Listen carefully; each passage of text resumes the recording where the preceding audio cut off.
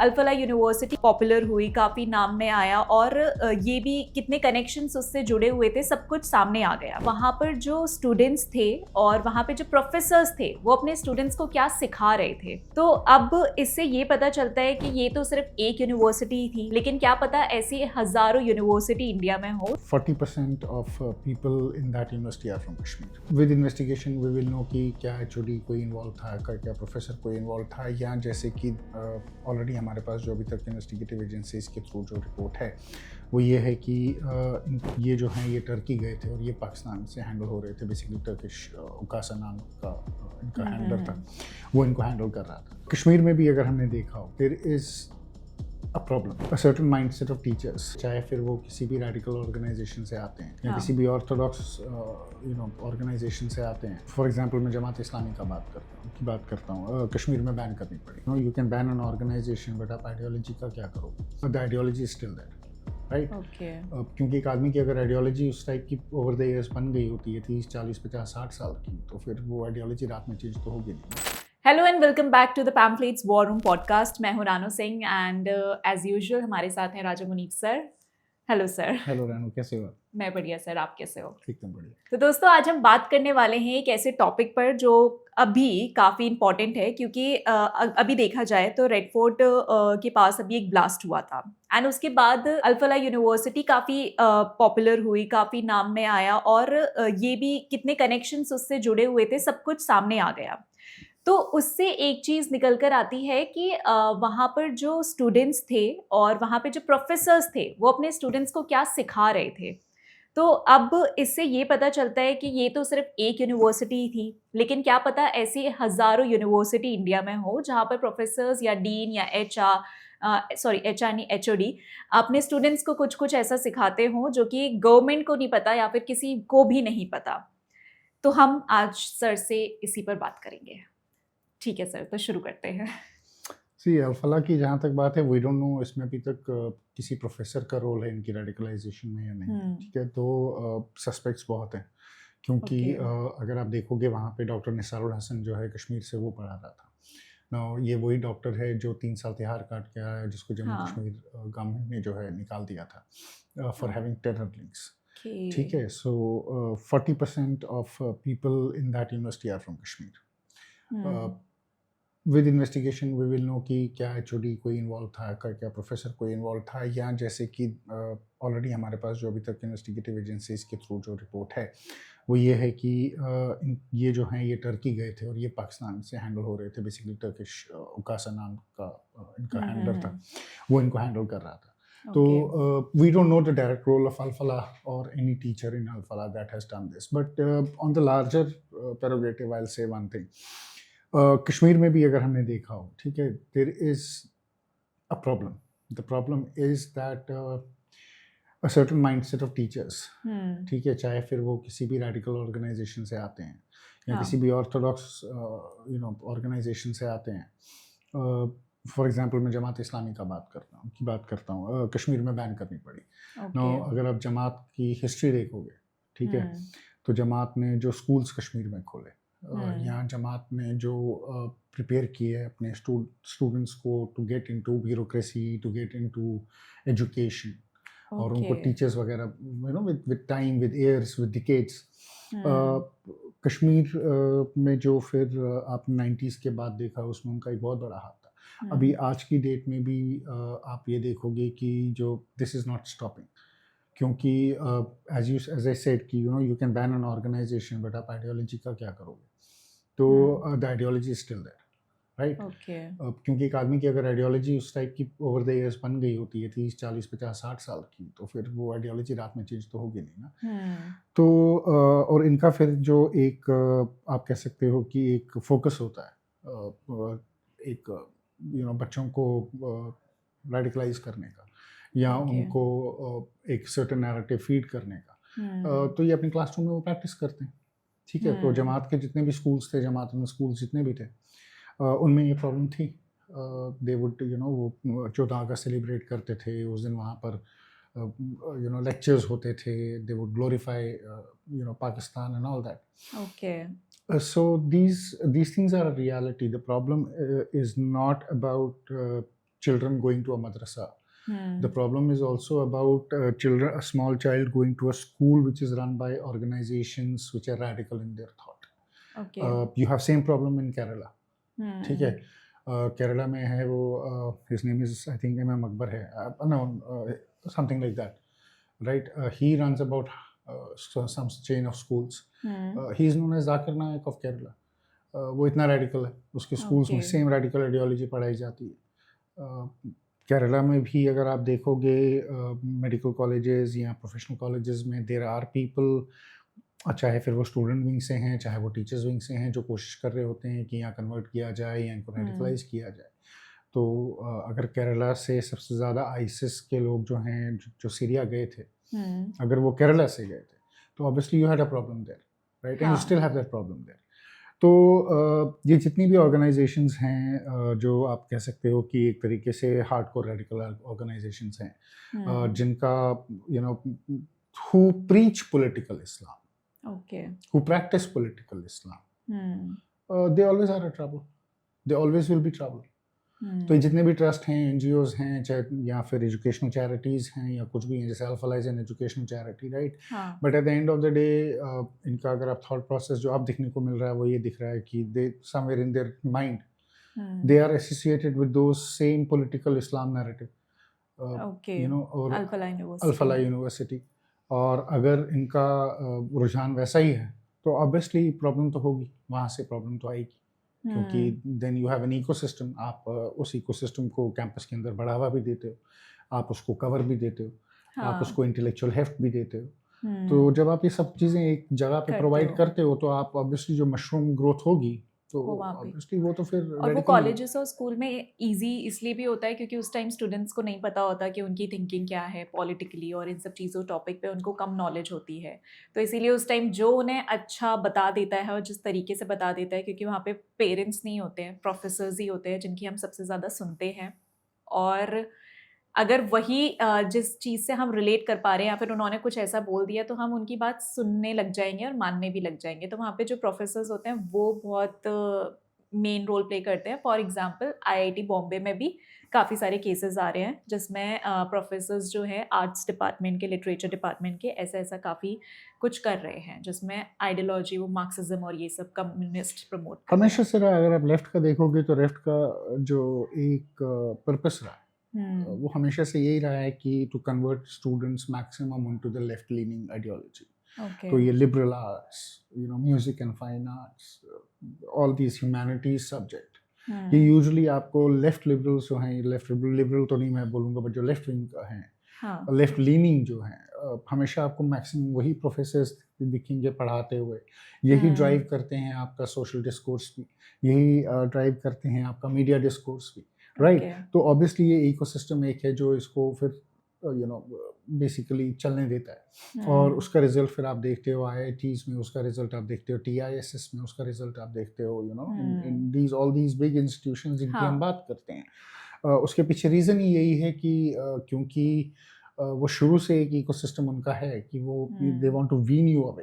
दूसरा रानू एक और प्रॉब्लम है इसमें, you have to understand is that you know, जब हम बात करते हैं पेरेंट्स के रोल्स की, मोस्टली क्या होता है, और ये मैंने केरला में भी नोट किया, कश्मीर में भी नोट किया, यू नो, बच्चे शरारती होते हैं, एवरी किड इज डिफरेंट, या some are also, you know, a bit rebellious, but then होता क्या है कि suddenly जब उसके behavior में change आता है या वो religious थोड़ा सा हो रहा होता है, तो पेरेंट्स उस चीज़ को जो है वो बहुत सीरियसली किसी और तरीके से लेते हैं।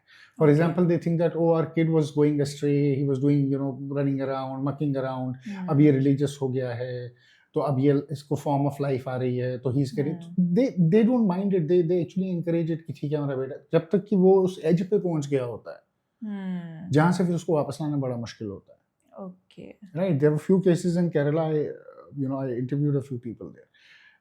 They told me कि, you know, their parents were happy because they were saying कि नहीं, चलो at least हमारा बच्चा जो है ये सही लाइन पे अब जा रहा है। You know, so the religion, people think that just because a kid is going on the path of religion, he is on the right path. But what you don't realize is that the same kid is being used put on that path for wrong things. तो I think parents जो है वहाँ एक miscalculation parents का जो है वो हो जाता है, और वो बड़ा मिसकैलकुलेशन है। और कई जगह तो ऐसा होता है कि जैसे कश्मीर में आप देखो जितने भी जमात एफिलिएटेड हैं, फैमिलीज हैं, तो उनका पूरा जो फैमिली स्ट्रक्चर है वो वैसा ही है। तो उनका बच्चा भी मदरसा जा रहा है, उनके घर में भी वही बात हो रही है, उनके घर में भी वही डिसिप्लिन है जो उनके स्कूल में है, elders are behaving the same way. तो वो पूरे उस इकोसिस्टम में जो है वो उसमें बड़ा हुआ है। तो जब वो उस इकोसिस्टम में बड़ा होता है तो वो 2 साल से लेकर by the time he is 13-14 उसका जो माइंड है वो हार्डन हो गया होता है। उसको आप कुछ नहीं कर सकते, इन अ सेंस कि it's very difficult to convince the child the other way. क्योंकि उसने घर में भी वही माहौल देखा है, जो उसके रिश्तेदार हैं उनका भी वही माहौल है, सोसाइटी का भी वही माहौल है, तो वो उसमें ढल जाता है। तो उसको लगता है कि दिस इज नॉर्मल, यही रियलिटी है, यही नॉर्मलिटी है, यही सच है, राइट। तो इसमें there are varying degrees of things. But अगर जैसे कुछ केसेस में ऐसा होता है कि पेरेंट्स को पता नहीं होता है कि उनके बच्चों के माइंड में कहाँ से क्या डाला जा रहा है, वो अवेयर नहीं रहते हैं उस चीज़ से। एंड जब उनको पता चलता है, जैसे आई गेस उमर के केस में भी पता चला है उनके मदर को, आई गेस जो भी टेररिस्ट पकड़े गए हैं तो उनके पेरेंट्स को भी। It's too early to say कि उनके पेरेंट्स देयर से ही हमको कुछ नहीं पता, but at the end of the day तुम्हारा बेटा 4 साल से नहीं आया, तुमने बेटे से पूछा नहीं तुम 4 साल से घर क्यों नहीं आए। तो ये कह सकते हैं उनको शायद से थोड़ा आइडिया तो ऑब्वियसली होगा। Obviously, so these things are said in front of media to just say कि हमको नहीं पता। बट ऑनेस्टली टेलिंग मी कि आप मुझे ये बोल रहे हो कि हमने 4 साल से उसको देखा नहीं, तो that means he was gone, he was never a part of your family, right. और there is something amiss there. How can a kid not come home for 4 years and you are perfectly okay with it, right. कि उसने आपको नहीं देखा, माँ को नहीं देखा, बाप को नहीं देखा, 4 साल उसने किसी की शक्ल नहीं देखी, and you are perfectly okay with, नहीं उसको आना था, वो ऐसा है, वो वैसा है। So I think these are very I would not call lame excuses, but I'll say that these are very superficial way of defining things. कि हमें नहीं पता, but then we don't know. We don't know the reality of how deeply they knew or they didn't know. We don't know that how okay they were with him going to madrasa since a child. Were they were the ones who pushed their kids कि नहीं मदरसा जाओ, ये करो, वो करो, till he became radicalized. And when he was getting radicalized, were they okay with it? क्योंकि कई parents वो सेलिब्रेट करते हैं, they are actually happy about it. कि oh my kid is ultimately on the right path because he's following the path which is based on religion. That is what we are here for. So they feel proud about their children also. And then when something untowards happened, then they realize कि नहीं ये तो गलत हो गया, right. हम तो इसको किसी और एंगल में, वैसा भी होता है कि लॉट ऑफ पेरेंट्स थिंक कि हम तो इसको किसी और चीज में ले रहे थे। We were thinking that he is becoming more simple, he is becoming better in his life. We never thought he is going this way. So there are all shades, there are all colors. It's to paint everyone in the same color is not right. But then I've given you examples कि ये भी possible है, ये भी possible है. Both of them are possible. Okay. जैसे कि अभी मैंने कुछ चीज़ें देखी थी और वीडियोस वगैरह देखी थी, तो उसमें ना जैसे अल-फला यूनिवर्सिटी के लिए एक पर्सन थे, तो उन्होंने बोला था कि अब आप क्या चाहते हो कि अब हम इस यूनिवर्सिटी को बंद कर दें, गवर्नमेंट से ये यूनिवर्सिटी बंद करवा दें, और फिर आपको प्रॉब्लम मुस्लिम यूनिवर्सिटी से है, उसका नाम मुस्लिम है, इसीलिए प्रॉब्लम हो रही है। देखो ये जो नैरेटिव है ना, ये दिस इज बेसिकली इसको एस्केपिस्ट नैरेटिव बोलते हैं, एस्केपिस्ट एटीट्यूड बोलते हैं, right. Nobody is asked to shut down the university, that is up to the government. अगर उसकी फंडिंग में प्रॉब्लम है, अगर उन्होंने फंड्स जो हैं वो मिसयूज किए हैं, अगर उन्होंने इस यूजीसी नॉर्म्स फॉलो नहीं किए हैं, वो तो गवर्नमेंटल एक्शन है और वो किसी भी यूनिवर्सिटी के साथ हो सकता है। वो जरूरी नहीं है कि वो मुस्लिम, ये इसलिए नहीं है कि उसका नाम मुस्लिम है, प्रॉब्लम वहाँ नहीं है कि उसका नाम मुस्लिम है। मुस्लिम तो अलीगढ़ यूनिवर्सिटी भी है, उसको तो बंद नहीं करा है। मुस्लिम तो आपकी जामिया यूनिवर्सिटी भी है, उसको तो कोई नहीं कह रहा कि उसको बंद करो। तो अगर आपकी किसी यूनिवर्सिटी में प्रॉब्लम है जहाँ पे रेडिकलाइजेशन या जहाँ से आपके एक्टिव टेरर थ्रेट्स आ रहे हैं, तो then as a responsible Muslim it is your right to say कि boss don't do this, right.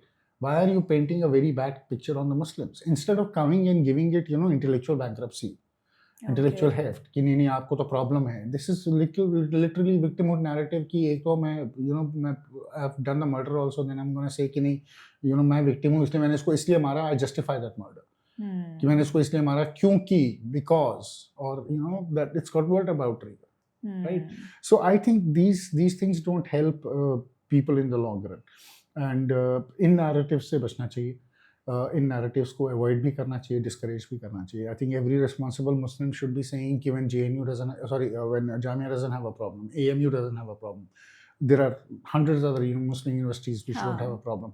If there is a problem here, please fix it. क्योंकि कल को maybe your child goes to the same university. Unless and until you are yourself so radicalized that you are okay with your child doing what this guy did, I don't think any parent would risk his children going to a university like this. हाँ, obviously.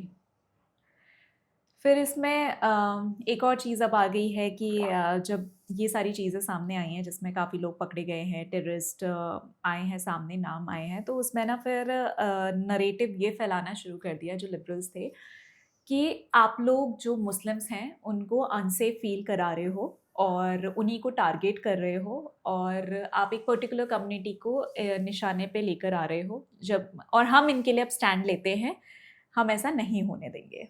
नहीं, but पहली बात ये जो so called liberals हैं, what they don't realise is किसी ने Muslims को टारगेट नहीं किया.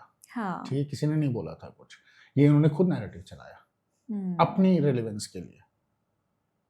ये एक ट्वीट किया था एक डिस्पिकेबल जर्नलिस्ट ऑथर ने जो out of job and out of mind है, and he started this victim of nonsense narrative. तब तक nobody was talking about anything like that. मैंने ट्विटर पे नहीं देखा था कि किसी को गाली पड़ रही है, किसी कश्मीरी को घर से निकाल दिया, कुछ कर दिया.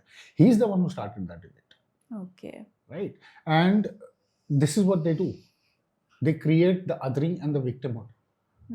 ये जो victimhood narrative है, ये सबसे बड़ा narrative है, क्योंकि victimhood narrative के गाब में आप सब कुछ चलाते हो. आप अपनी पॉलिटिक्स भी चलाते हो, आप लिबरलिज्म भी चलाते हो, आप आपको इनविटेशंस भी आते हैं यूके, लंदन, आप वाइन भी पीते हो, आप फर्स्ट क्लास में भी ट्रैवल करते हो. बट वो जो बंदा है जिसकी विक्टिमाइजेशन आप कर रहे हो, जिसके माइंड की आप विक्टिमाइजेशन, उसको आप बोलते हो नहीं तुम दूर हो, तुम अलग हो, तुम ये नहीं हो, तो उसके आप दिमाग में ये डाल रहे हो कि नहीं तुम कुछ और हो, तुम ये नहीं हो, आप एसिमिलेशन नहीं कर रहे. तो आप basically they are the ones who are dividing the society. ये असली लोग हैं जो सोसाइटी को डिवाइड करने पे तुले हैं. And that is a reality what everybody needs to understand. Okay. And अगर अब मैं बात करूँ, जैसे कि अगर मैं अपने पर्सनल एग्जांपल से बात करूँ तो क्योंकि हमारा मेन टॉपिक ये है कि स्टूडेंट्स कैसे इन्फ्लुएंस हो जाते हैं, तो आरजे साइमा मेरे कॉलेज में आई थी एंड उन्होंने एक वर्कशॉप ली थी जिस पर मैं नहीं गई थी बट मेरे फ्रेंड्स गए थे. एंड उनकी आज की डेट में आइडियोलॉजी वही है जो आरजे साइमा की है और उसके बाद ही हुई थी और आज भी वो आरजे साइमा को बहुत अच्छे से फॉलो करते हैं. See, obviously because देखो आप young mind हो, right? If I talk to you about liberty, about fashion, about your right of freedom, of your expression, you would like me. Yeah. Right? If I tell you to be conservative, I will tell you नहीं ये मत करो, ये मत पहनो, ये पहनो, ऐसे मत चलो, ऐसे चलो. Why don't you go and do this? Why don't you follow your own these things? आप बोलोगे कि he's pushing me to a different era. So but if I talk to you about opportunities in the world, if I talk to you about you are liberal, you are free, you're doing good, so a young mind will always catch freedom because a young mind is always rebellious. Okay. वो हमेशा से norms और rules को, मुझे बताओ ना कितने बच्चे हैं जो अपने पेरेंट्स की बात मानते हैं, जो चीज़ वो पेरेंट्स बोलते हैं कि ये मत करना, वो वही करते हैं. क्यों करते हैं? Because that age is about rebellion. We have also gone through that age. That age is about rebellion. तो दैट रिबेलियस कैरेक्टर अगर आप किसी में डालोगे कि and with the art of liberalism, with the art of modernity, with the art of music, culture, he will be attracted to you. He or she will be attracted to you. Okay. They will like you. So this is what I said, that this is what the left does. Till they literally make you that is why they say that if you're on 18, you're not on the left, then there is something wrong with you. On 18, you are left. By 30, 32, you go to your right, because that is where you learn life. And then you realize कि यार ये जो बोलते हैं, या idealism जो बोलते हैं, idealism doesn't exist in the world. What exists is realism. और आइडियलिज्म के नाम पे ये लोग जितनी एक्सप्लॉइटेशन करते हैं उतनी तो कोई भी नहीं करता है. Right. So that is why you will only see the young crowd around these people. Now जो हार्डकोर हैं वो हार्डकोर है, उनका आप कुछ नहीं कर सकते. But then people evolve And once they evolve in their political thought also, they move away from the left and they come either to the center or to the right or left, center left, center right, somewhere they go there. So this is an art of wooing the young minds and influencing the young minds. So, if you have that art, you will woo the young minds. But जैसे जो Alfalah university में हुआ, ऐसा आगे ना हो, इसको हम कैसे वर्क कर सकते हैं, हमारी गवर्नमेंट कैसे वर्क कर इस पे सकती है? गवर्नमेंट को काम करना पड़ेगा. You have to be stringent. ठीक है, दिस पे what can we do? We as citizens can't do anything, na? Because we don't have access to universities, we don't have access to their fundings, we don't know what is happening there. You can't go and just sit in their classrooms and monitor their classrooms, right? Yeah. It's the government which has to come up with the mechanism. The first is आपको ये देखना पड़ेगा कि अगर किसी भी university, किसी भी एजुकेशनल ट्रस्ट को बाहर से पैसा आ रहा है, you have to keep a very hawk's eye कि ये पैसा किस लिए आ रहा है, कहाँ खर्च हो रहा है, कहाँ खर्च नहीं हो रहा है. Okay. Right? तो आपको अपने जो mechanisms हैं, monitoring mechanisms, वो टाइट करने पड़ेंगे. और intelligence agencies will have to get a bit more smart. Smart in a sense कि a bit more aware or agile in identifying all these kind of things and then keeping an eye onto them. You will have to also, be stringent in giving, FCRAs to people. अब इसका chairman अगर fraud में 7.5 करोड़ के fraud में already 3 साल अंदर काट के आया है, तो ये आपके लिए अलार्म की घंटी है कि this man has a dubious background. तो इस पे स्पेशल वॉच रखो, राइट? और देन अगर आपके पास, you have to form laws. अगर आपके पास आप ऐसे टीचर्स हायर कर रहे हो जो टेररिज्म के केसेस में निकाले गए हैं, at least make it sure that you tell that university and you take out a rule or a circular or something saying that take a permission from us or take permission from UGC. अब ये private institutions हैं, इनको जरूरत नहीं है, but कोई mechanism तो बनाओ. और at least it is mandatory for you to let the police station know that we are hiring such and such people. And if that person is employed there, you need to monitor him, right? Because a terror threat is always a terror threat. तो आपको उसको monitor भी करना पड़ेगा. तो I think government की तरफ से रूल्स एंड रेगुलेशंस थोड़े से और स्ट्रिंजेंट जो हैं वो बहुत ज़रूरी है. ओके. एंड आप स्टूडेंट्स को क्या मैसेज देना चाहोगे जो एक यंग एज में है, जिसको नहीं पता कि क्या है पॉलिटिकली, वो जो बस ऑनलाइन चीज़ें थोड़ा बहुत देख लेते हैं, उसी से अपना माइंड बना लेते हैं, फिर अगर उनको कोई प्रोफेसर मिल जाता है तो, क्योंकि वही मेन चीज़ होती है. जैसे अगर मैं भी अगर अपना एग्जांपल लूँ, तो मैं जब अपनी यूनिवर्सिटी में थी तो वहाँ पर मेरे पापा मुझे रोज़ नहीं सिखाते थे कि या फिर आइडियोलॉजी क्या होगी और ये सब. वो मेरे प्रोफेसर्स थे जिनसे मैं अपने करियर के बारे में डिस्कस करती थी. लेकिन मेरी यूनिवर्सिटी बहुत अच्छी थी जहाँ पर ये सारी चीज़ें बहुत दूर थी, लेकिन हर किसी यूनिवर्सिटी में इतना अच्छा माहौल नहीं है. See, young students के लिए मैं यही कहूँगा कि they have to be a bit more aware. If somebody is trying to teach you ideology, please be careful कि why he is trying to do that. Don't get easily influenced by people. I encourage young people to, because today you have so much of access to information. हमारे वक्त it was an impediment. All we had was books, nothing else. Yeah, newspaper. Right. Today you have, on a click of a button, you have information onto yourself. So, look at things, be more aware, educate yourself more, look at the realities more, decide for yourself. Don't let anybody else decide for you. Yeah. खुद decide करो, खुद देखो क्या सही है, क्या गलत है. And be patient with things, right? In this life, everything is not fair. And never fall into peer pressure. Peer pressure is a very, real thing, but don't fall into that. Just because somebody is a certain way doesn't mean you have to be the certain way. Every individual is different, and that's exactly how it is. और मुझे ऐसा लगता है कि अगर ये image एक time पे यूनिवर्सिटीज़ की बन जाएगी, कुछ जैसे अभी न्यूज़ में अल्फला यूनिवर्सिटी आ गई, तो वहाँ पे पेरेंट्स भी डरेंगे अपने बच्चे को भेजने के लिए. Obviously, her genuine parent डरेगा. No parent would want his child to go to a university जहाँ उसका बेटा जो है वो डॉक्टर के बदले टेररिस्ट बनने जा रहा है. कोई पेरेंट नहीं चाहेगा कि मेरा बेटा जो है वो टेररिस्ट बने, या वो बॉम्बर बने, या वो टेररिस्ट बने, कुछ भी बने. I don't think parents will encourage. Parents will not like to send kids to these universities. But अगर ऐसी universities आती हैं, before parents take action, I think government should take action. It's their responsibility. Primary government की responsibility, secondary parents की.